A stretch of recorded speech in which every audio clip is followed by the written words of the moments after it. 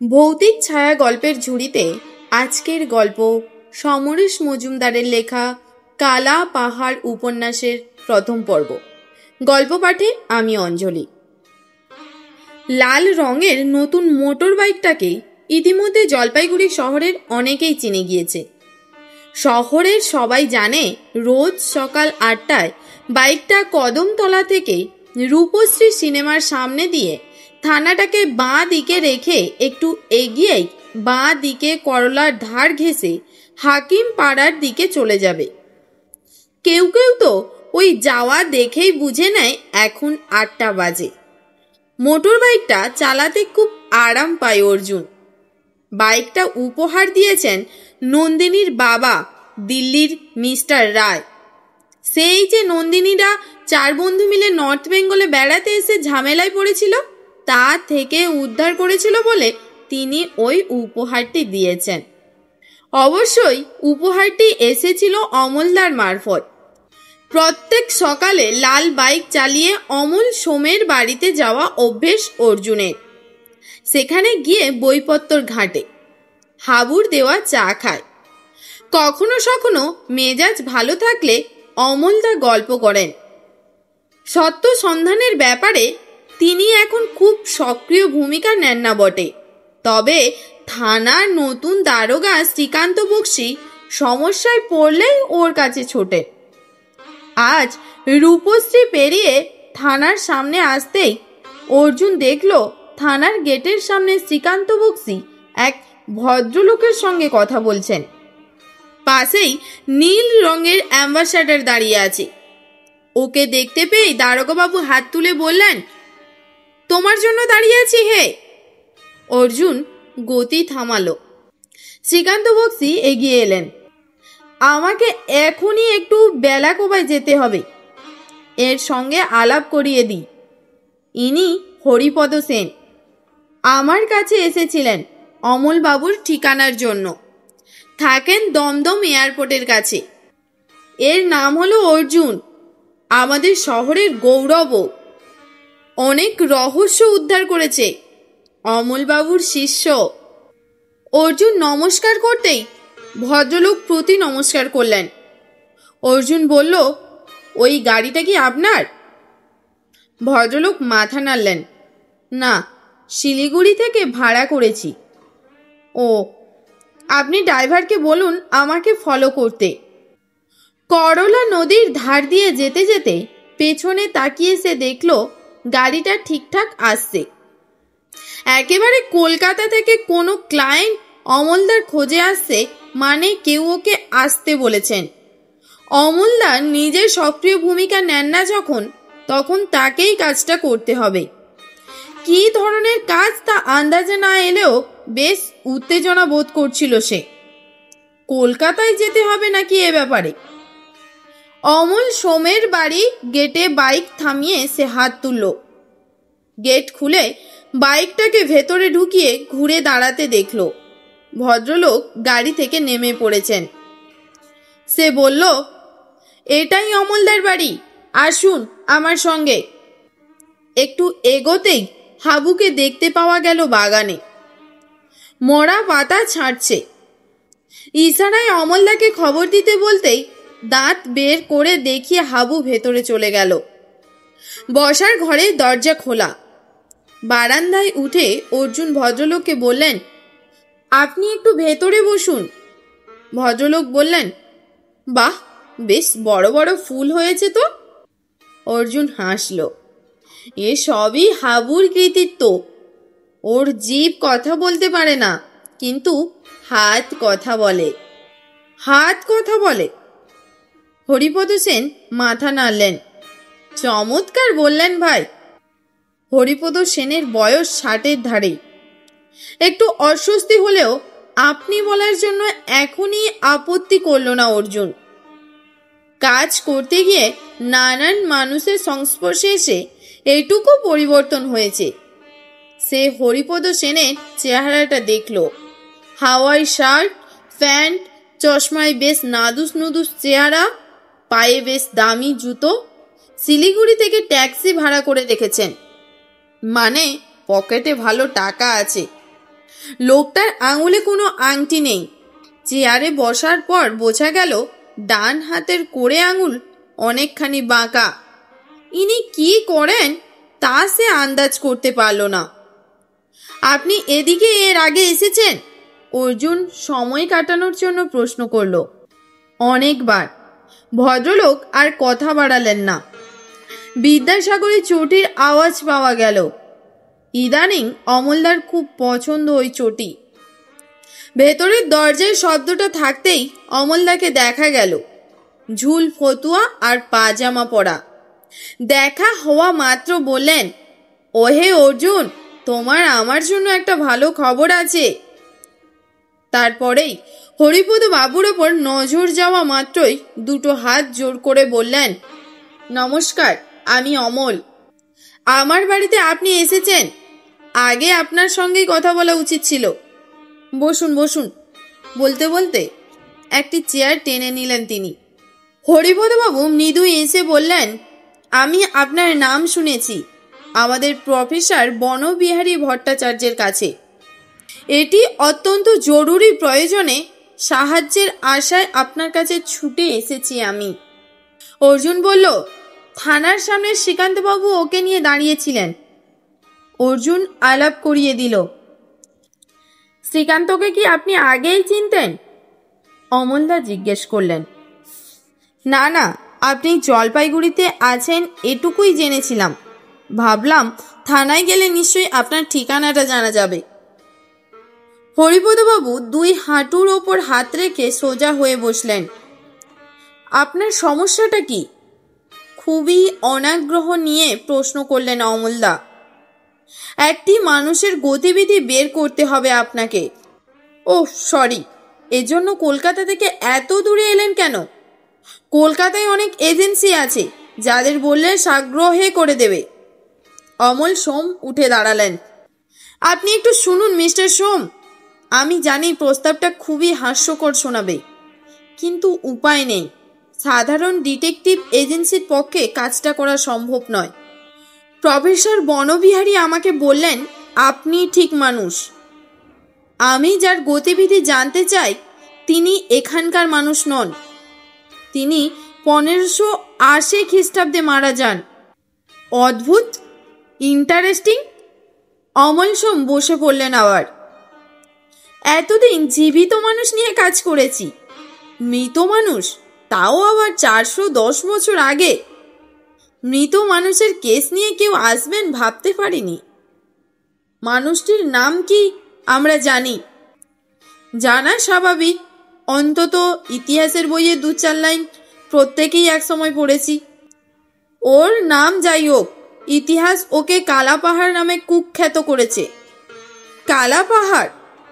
অমলদাকে এমন বিস্মিত হতে অর্জুন এর আগে কখনো দেখেনি। হরিপদ সেন কথা বলতে যাচ্ছিলেন, এই সময় হাবু এলো চায়ের ট্রে নিয়ে। সেই সঙ্গে জলপাইগুড়ির সূর্য বেকারির তৈরি সুজির বিস্কুট। দামি কোম্পানির বিস্কুটে আজকাল মন ভরছে না অমলদার। অর্জুন জানে এই বিস্কুট মাসখানেক এ বাড়িতে চলবে, কিন্তু চায়ের পেয়ালা হাতে নিয়েও সে হরিপদ সেনকে অবাক হয়ে দেখছিল। কালা পাহাড় লোকটি সম্পর্কে সেই ইতিহাসে যা পড়েছে তাতে ভয়ই হয়। ওর নামকরণেই সেটা বোঝা যায়। এমন একটি মানুষের গতিবিধি জানতে 400 বছর পর কেউ উৎসুক হবেন কেন? অমলদার জন্য চা আসেনি, তিনি এ সময় চা খান না। বললেন, মিস্টার সেন, আপনি কি কলেজে টলেজে ইতিহাস নিয়ে পড়াচ্ছেন? মাথা নাড়লেন ভদ্রলোক।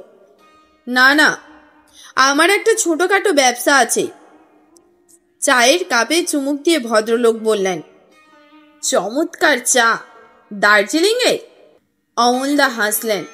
না, এটা ডুয়ার্স, অসম, দার্জিলিং মিলিয়ে একটা ককটেল। হরিপদবাবু নিবিষ্ট মনে কয়েক চুমুক দিয়ে বললেন, কালা পাহাড় এ অঞ্চলে দীর্ঘকাল ছিলেন। ইতিহাস বলছে লোকটি অত্যন্ত ভয়ানক, কিন্তু আমার কাছে প্রমাণ আছে তিনি খুবই নিঃসঙ্গ ছিলেন। এই উত্তরবঙ্গের বিভিন্ন জেলায়, তখন অবশ্য জেলা হিসেবে চিহ্নিত ছিল না, উনি ঘোরাফেরা করেছেন, কিন্তু কোথায় কোথায় ছিলেন এই ডিটেলস পাওয়া যাচ্ছে না। আপনারা যদি সেটা বের করে দেন। কেন? আচমকা প্রশ্নটি বেরিয়ে এলো অর্জুনের মুখ থেকে। অমলদা মাথা নাড়লেন। গুড, এই প্রশ্নটি আসা খুবই স্বাভাবিক। কেন আপনি এই ঐতিহাসিক চরিত্রটির সম্পর্কে এত আগ্রহী? আপনি কি ইতিহাসের ছাত্র? হরিপদ সেন একটু ইতস্তত করলেন। আজ্ঞে না, আমি বিজ্ঞানের ছাত্র ছিলাম। আগ্রহী হওয়ার একটা কারণ ঘটেছে। আমার ঠাকুরদার ভাই বিয়ে থা করেননি। তিনি থাকতেন পুরীতে, একাই, প্রায় 90 বছর বয়স। আমার সঙ্গে চিঠিপত্রে যোগাযোগ ছিল। শেষবার পুরীতে গিয়েছিলাম বছর 15 আগে। হঠাৎ মাস 3 আগে তিনি লেখেন আমাকে সেখানে যেতে, বিশেষ দরকার। গিয়েছিলাম, দেখলাম উনি খুবই অশক্ত হয়ে পড়েছেন, মনে মনে মৃত্যুর জন্য প্রস্তুত হয়ে গেছেন। উনি আমাকে কিছু কাগজপত্র দিলেন। এই কাগজগুলো প্রায় 200 বছর আগে ওর প্রপিতামহ লিখেছিলেন। ইনি যক্ষের মতো সব আগলে রেখেছিলেন। আমায় বললেন, ইচ্ছে হলে হদিস করতে পারিস। কিসের হদিস? কাগজপত্র দেখলে আপনি বুঝবেন ব্যাপারটা। সংক্ষেপে যেটুকু জেনেছি বলি। আমরা আসলে কর্ণাটকের মানুষ। পাল যুগে আমাদের কোনো পূর্বপুরুষ আরও অনেকের সঙ্গে গৌড় ভূমিতে আসেন। তারা যুদ্ধ করতে জানতেন, ফলে পাল রাজাদের সৈন্যবাহিনীতে কাজ করতে অসুবিধে হয়নি। আপনারা নিশ্চয়ই সামন্ত সেন, হেমন্ত সেন, বিজয় সেনের নাম শুনেছেন, যারা সেন সাম্রাজ্য প্রতিষ্ঠা করেন। তাদের উত্তরাধিকারী হলেন বল্লাল সেন, লক্ষণ সেন। আমার পূর্বপুরুষরা এদের রাজত্বে ভালো মর্যাদায় ছিলেন। তারপর মোহাম্মদ বখতিয়ার খিলজি এলেন। মুসলমান রাজত্ব প্রতিষ্ঠা হলেও আমার পূর্বপুরুষরা রাজকর্মচারীর পদ হারালেন না। সুলেমান কিরানি এবং তার ছেলে দাউদের সেনাপতি ছিলেন কালাপাহাড়। ইনি যখন পুরী আক্রমণ করেন, তখন আমার এক পূর্বপুরুষ তার অনুগামী হন, কিন্তু সেখানে কালাপাহাড়ের আচরণে সন্তুষ্ট না হয়ে সৈন্যবাহিনী ত্যাগ করে পুরীতেই থেকে যান। পরেই আমার ঠাকুরদা ফিরে এসেছিলেন বাংলাদেশে, কিন্তু তার ভাই থেকে গিয়েছিলেন। মোটামুটি এই হলো বৃত্তান্ত। খুবই ইন্টারেস্টিং। কিন্তু এত তথ্য কি ওই কাগজপত্রে পেয়েছেন আপনি? না, কালা পাহাড়ের সঙ্গে আমার যে পূর্বপুরুষ পুরীতে অভিযান করেছিলেন তার নাম নন্দলাল সেন। তার সম্পর্কে অনেক কথা লেখা আছে। পরে আমি কিছুটা ছোট ঠাকুরদার কাছে, কিছুটা ইতিহাস বই ঘেঁটে, আবার প্রফেসর ভট্টাচার্যের কাছে শুনে এইটে খাড়া হয়েছি। হরিপদ সেন রুমালে মুখ মুছলেন। এই না গরম আবহাওয়াতে ওর ঘাম হচ্ছিল। অমল সোম বললেন, আপনার বংশের ইতিহাস শুনলাম, কিন্তু আপনি কেন কালা পাহাড় সম্পর্কে এতটা আগ্রহী তা বোধগম্য হচ্ছে না। ভদ্রলোক জবাব না দিয়ে উসকুস করতে লাগলেন। অমল সোম বললেন, দেখুন, আমি এখন সাধারণ কেস নিই না, ভালো লাগে না। যা করার অর্জুনই করে, কিন্তু এটিকে সাধারণ বলা যায় না। আপনাকে সাহায্য করতে পারি যদি আপনি কোনো কথা গোপন না করেন। আমি জানি। ভদ্রলোক রুমাল পকেটে ঢোকালেন। আসলে বলতে সংকোচ হচ্ছে। প্রথমত, তথ্যটা ভুল হতে পারে। দ্বিতীয়ত, আর কেউ জানুক সেটা আমি চাইছি না। ভুল হলেও নয়, বুঝতে পারছেন? অমলদা বললেন, ডাক্তারকে কোনো রোগের কথা বললে তিনি তা 5 জনকে বলে বেড়ান না। আপনি যদি ভাবেন অর্ধেক জন জেনে কাজ করব, তাহলে ভুল ভেবেছেন। হরিপদ সেন বললেন, ছোট ঠাকুরদার প্রপিতামহ লিখেছেন নন্দলাল সেন কালা পাহাড়ের সঙ্গে উত্তরবঙ্গ এবং অসমে অভিযান করেছিলেন। এই সময় অজস্র সোনা কালা পাহাড় মাটির তলায় গোপনে সরিয়ে রাখেন। তার নবাবও কিন্তু এই খবর জানতেন না। নন্দলাল মনে করতেন সেই সোনার একটা অংশ তার পাওনা। কালা পাহাড় তাকে সেটা দেবেন বলে প্রতিশ্রুতি দিয়েছিলেন। বোঝাই যাচ্ছে সেই সোনা উদ্ধার করা কালা পাহাড়ের পক্ষে আর সম্ভব হয়নি। নন্দলালের মুখ থেকে তার পুত্র পৌত্ররা যা শুনে এসেছে তা হলো, কালা পাহাড় যেখানে সোনা রেখেছিলেন তার চারপাশে প্রায় দুর্ভেদ্য জঙ্গল, একটা বিশাল বিল আর শিব মন্দির ছিল। জায়গাটা উত্তরবঙ্গ অথবা অসমে হওয়ার সম্ভাবনা খুবই কম, কারণ তখন তারা পুরীর দিকে যাত্রা করেছিলেন। মিস্টার সোম, আমি নন্দলাল সেনের উত্তরাধিকারী। ওই সোনার একটা অংশের ওপর আমার অধিকার আছে। আপনি নিশ্চয়ই বুঝতে পারছেন। পারছি, কিন্তু আপনি আমাকে অনুরোধ করেছেন কালা পাহাড়ের এ অঞ্চলের গতিবিধির খবর জোগাড় করে দিতে, সোনা খুঁজে দিতে নয়। না না, এটা আমি আপনাকে বলতাম, তাড়াতাড়ি বলে উঠলেন হরিপদ সেন। অমল সোম হাসলেন। আপনি বুনো হাঁসের খোঁজে আমাকে ছুটতে বলছেন? হ্যাঁ, ব্যাপারটা সেই রকমই, আবার তাও নয় মানে আমার বিশ্বাস হচ্ছে এর পেছনে সত্যতা আছে। কি রকম? হরিপদ সেন পকেট থেকে একটা ভাঁজ করা কাগজ বের করলেন, সেটা এগিয়ে দিলেন অমল সোমের দিকে। অমল সোম কাগজটি খুলে চোখ রাখলেন। তার ঠোঁটের কোণে কৌতুক ফুটে উঠল। এটি কবে পেয়েছেন? গত সপ্তাহে। তারপরেই প্রফেসর আমাকে বললেন আপনার সঙ্গে দেখা করতে। আপনার এই তথ্য আর কে কে জানেন? কেউ না, আমার ছোট ঠাকুরদা আর আমি। পূর্বপুরুষরা যারা জানতেন তারা অনেক কাল আগে দেহ রেখেছেন। আপনার বাবা জানতেন না? না, জানলেও আমাকে বলেননি। তাছাড়া আমার ঠাকুরদা অল্প বয়সেই চাকরি নিয়ে বাংলাদেশে চলে এসেছিলেন।